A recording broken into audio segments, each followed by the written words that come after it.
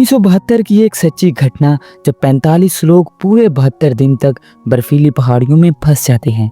अचानक से उनका प्लेन क्रैश करता है और वो वहां गिर जाता है। इन 72 दिनों में उन्होंने जिंदा रहने के लिए वहां कैसे सरवाइव किया, आइए जानते हैं। फिल्म शुरू होती है अक्टूबर 1972 से, जहां एक टीम मैच के लिए प्लेन से दूसरी कंट्री जा रही थी। इनमें से बहुत से लोग पहली बार प्लेन पर सफर कर रहे थे। कुछ प्लेयर की फैमिली भी इनके साथ थी। फिर प्लेन उड़ान भरता है और कुछ ही देर बाद वो बर्फीली पहाड़ियों तक पहुंच जाते हैं।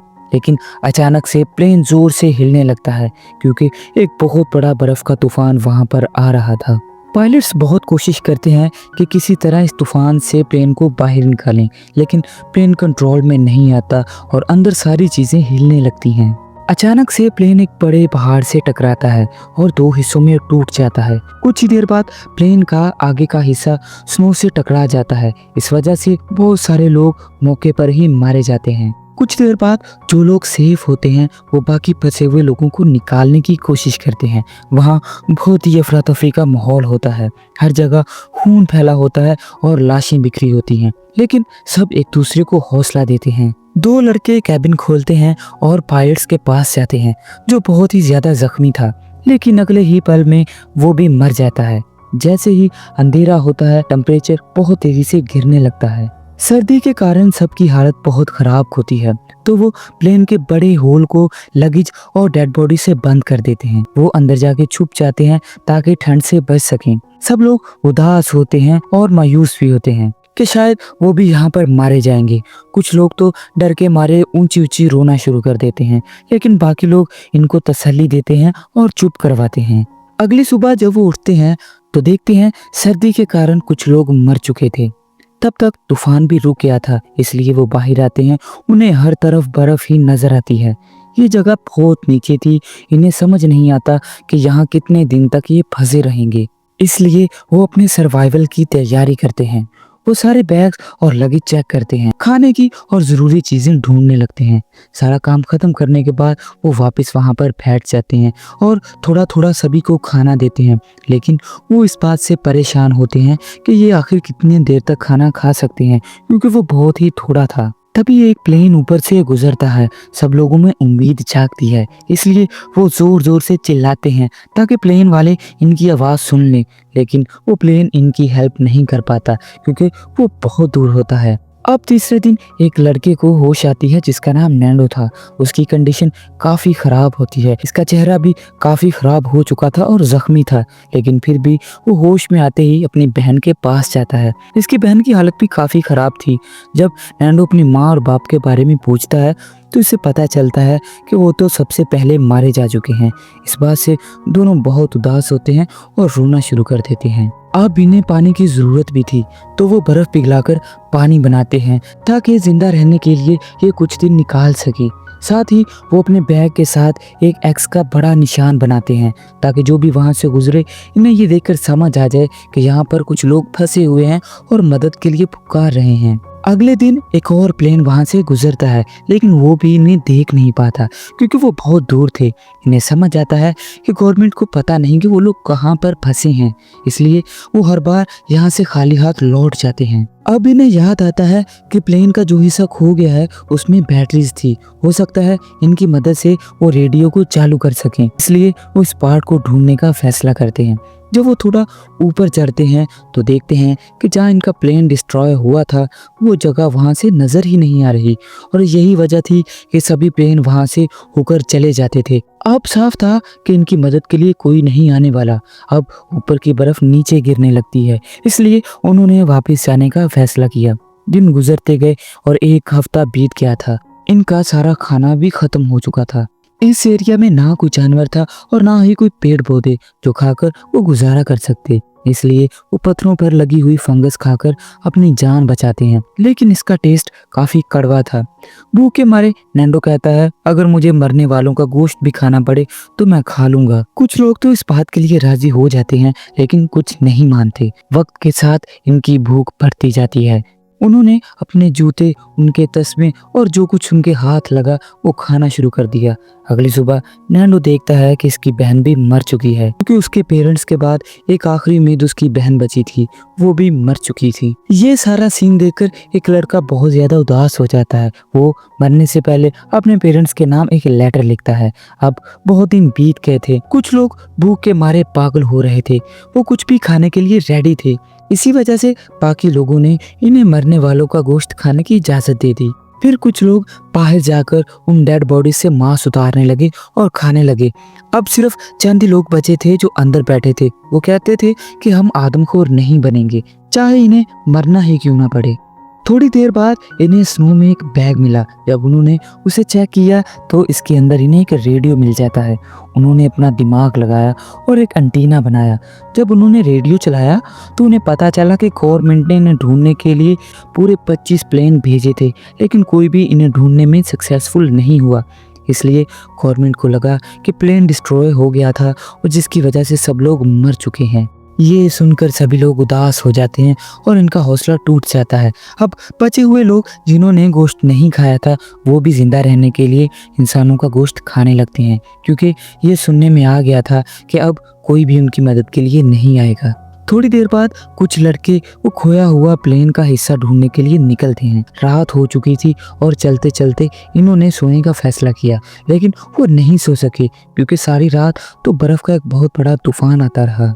अगली सुबह जब वो उठे तो पूरी तरह बर्फ में ढके हुए थे। वो जिंदा तो थे, लेकिन इनकी हालत बहुत ज्यादा खराब थी। इनमें से एक लड़का अब देख नहीं पा रहा था और बाकी लोग भी बहुत कमजोर हो चुके थे। ये छोटे छोटे बर्फ के तूफान लगातार आ रहे थे, लेकिन सब लोग प्लेन के अंदर बैठते हैं और एक दूसरे से बातें करते हैं, थोड़ा हंसते हैं ताकि अपना वक्त गुजार सकें। इनकी बातों के बीच एक बहुत बड़ा बर्फ का तूफान आता है और सारे प्लेन के अंदर बर्फ घुस जाती है। जो लोग बाहर थे वो बर्फ को खोदना शुरू करते हैं ताकि अपने साथियों को निकाल सकें। कुछ देर बाद सब लोग बाहर आ जाते हैं, लेकिन एक औरत जो बहुत ज्यादा नीचे दब चुकी थी वो मर जाती है। फिर इसके बाद इन्हें एक और खतरे की आवाज सुनाई देती है। समझ जाते हैं कि एक बहुत बड़ा बर्फ का तूफान आ रहा है। एक और खौफनाक तूफान ने इनको अपनी लपेट में ले लिया। इस बार भी बहुत सारे लोग उसमें दबकर मर जाते हैं। एक लड़का जिसका नाम नोमा था गुस्से में आ जाता है और अपने इमोशंस पर कंट्रोल नहीं कर पाता। प्लेन की विंडो को अपने पाँव के साथ तोड़ना शुरू कर देता है। ये काम तो बेकार था, लेकिन उसमें से एक शीशा निकलकर इसके पाँव पर लग जाता है, जिसकी वजह से उसका पाँव काफी जख्मी हो जाता है। लेकिन फिर भी वो हिम्मत नहीं हारता और लगातार उसे तोड़ता रहता है। एक दिन इसने वहां पर एक छेद बनाया जहां से बाकी लोग बाहर आ जाते हैं। बाहर आने के बाद सब एक दूसरे से खुशी के साथ मिलते हैं और अपनी जान बचाने के लिए शुक्र अदा करते हैं। नोमा देखता है कि जहां इसके पाँव पर कट लगा था वहां इसे अब दर्द नहीं हो रहा, क्योंकि ठंड के कारण इसका सारा पाँव सुन्न हो चुका था। धीरे धीरे मौसम बदलने लगा और वो प्लेन से बर्फ हटाने में कामयाब होने लगे। अब एक बार फिर से इन्होंने फैसला किया कि दोबारा कुछ लोगों को ऊपर पहाड़ पर भेजेंगे ताकि मदद के लिए किसी को पुकार सकें। लेकिन जो लड़के पहले गए थे उनकी हालत काफ़ी ख़राब थी। इसने अपने पेरेंट्स के लिए जो लेटर लिखा था वो भी संभाल कर रख दिया गया। फिर एक दिन जब मौसम साफ हुआ, नोमा और इसका साथी बहुत सारे कपड़े पहनकर मदद के लिए निकले, लेकिन रास्ते में नोमा गिर जाता है क्योंकि इसका पाँव बहुत दर्द कर रहा था। जब बाकी लोगों ने इसका पाँव देखा तो पता चला कि इसका घाव बहुत गहरा हो चुका है। इसलिए उन्होंने फैसला किया कि नोमा को वापस छोड़ने जाएंगे, लेकिन नोमा ने कहा, नहीं दोस्तों, तुम लोग आगे बढ़ो, मैं वापस चला जाऊंगा। वो किसी तरह वापस आ गया, लेकिन इसकी हालत इतनी बुरी थी कि वो थकान के मारे आते ही बेहोश हो जाता है। जो लोग मदद के लिए आगे बढ़ रहे थे इन्हें खुशी होती है जब उन्होंने वो हिस्सा देख लिया जिसे वो ढूंढने आए थे। इन्होंने वहाँ सारा सामान इकट्ठा किया।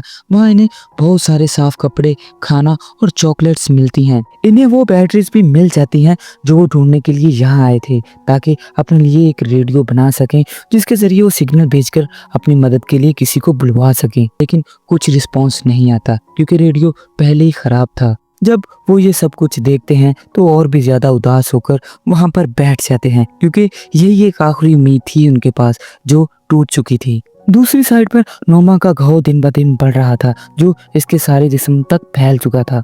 नोमा अपनी कंडीशन देखकर समझ गया था कि वो ज़्यादा दिन तक नहीं जी पाएगा, इसलिए इसने खाना पीना छोड़ दिया ताकि इसके दोस्तों को ज़्यादा से ज़्यादा खाना मिल सके और वो सरवाइव कर सकें। फिर उन्होंने छोटे रेडियो पर खबर सुनी। हालांकि इन्हें यहाँ काफ़ी दिन हो गए थे, लेकिन एयरफोर्स अब भी आखिरी प्लेन यहाँ पर भेज रही है, इस उम्मीद में कि अगर कोई जिंदा है तो एयरफोर्स इसे ढूंढ सके।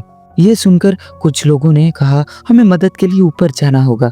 अब नोमा उदासी भरी आवाज़ में कहता है, सुनो दोस्तों, अगर मैं मर जाऊं तो मुझे खा लेना, क्योंकि अगर तुम में से कोई जिंदा रहता है तो मेरी और हमारे दूसरे साथियों की मौत बेकार नहीं जाएगी। ये कहकर वो मर गया। इसके हाथ में एक नोट था जिसमें लिखा था, दोस्तों मैं तुम्हारे लिए मरकर भी अमर हो गया हूँ, मतलब मैं मरकर भी जिंदा रहूंगा। ये अल्फाज पढ़कर सब लोग रोना शुरू कर देते हैं, लेकिन साथ ही साथ इनके अंदर हौसला भी पैदा हो गया था।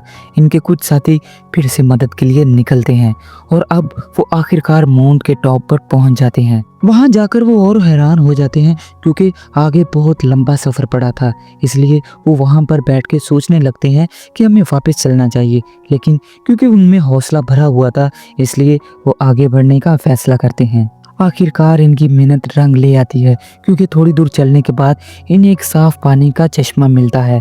वहाँ इन्होंने बहुत सारा पानी पिया और अपनी प्यास बुझाई। फिर अचानक से इन्होंने दूर एक आदमी को घोड़े पर सवार देखा। इसे देखकर वो खुशी से पागल हो गए। वो मदद के लिए चीखने लगे, लेकिन वो आदमी इनकी बात समझ नहीं सका, इसलिए इसने इनकी तरफ एक पेपर और पेन फेंका। उन्होंने अपनी पूरी कहानी लिखी और इससे मदद मांगी। वो आदमी फौरन पेपर लेकर भागा और शहर के अफसरों के पास पेपर को दे दिया। फिर फौरन एयरफोर्स की रेस्क्यू टीम इनकी मदद करने के लिए भेज दी गई। वो घोड़े पर सवार आदमी इन दोनों को लेकर अपने घर चला जाता है। वहाँ पर इन्हें बहुत सारा खाना खाने के लिए देता है। देखते ही देखते वहाँ पूरा इलाका रिपोर्टर से भर जाता है, जो इनसे बहुत सारे सवाल पूछते हैं। अब इनके साथी जो बर्फ में फंसे हुए थे, वो भी रेडियो के जरिए खबर सुन लेते हैं कि हमारी मदद के लिए यहाँ पर टीम आने वाली है। जब उन्हें ये पता चलता है तो उन्होंने अपने हाथ मुंह धोए और तैयारी शुरू की और खुशी से झूम रहे थे। अब वो यहाँ से निकलने वाले थे। आखिरकार हेलीकॉप्टर्स वहां पर पहुंच जाते हैं और वहां पर फंसे हुए लोगों को निकाल लेते हैं और इस तरह बचे हुए लोगों को बचा लिया जाता है। फिर इन्हें जल्दी में शहर भेज दिया, जहां सभी शहर वाले और इन फंसे हुए लोगों के घर वाले बेचैनी से इनका इंतजार कर रहे थे। आप सब एक दूसरे से मिलकर खुश होते हैं। इसके बाद इन्हें हॉस्पिटल ले जाया जाता है। वहाँ हजारों के हिसाब से लोग खड़े थे जो इन हीरोज को वेलकम कर रहे थे, क्योंकि इतनी मुश्किल घड़ी में इन्होंने हिम्मत नहीं हारी। इस रात वो एक दूसरे से अलग नहीं सोए, वो साथ ही रहे, क्योंकि इस हादसे का सदमा अब भी इनके दिलों में बैठा हुआ था। वो बहुत खुश थे कि इन्होंने बड़ी कोशिश करके आखिरकार अपनी जान बचा ली। इनकी खुशी के साथ यहीं पर यह कहानी खत्म होती है।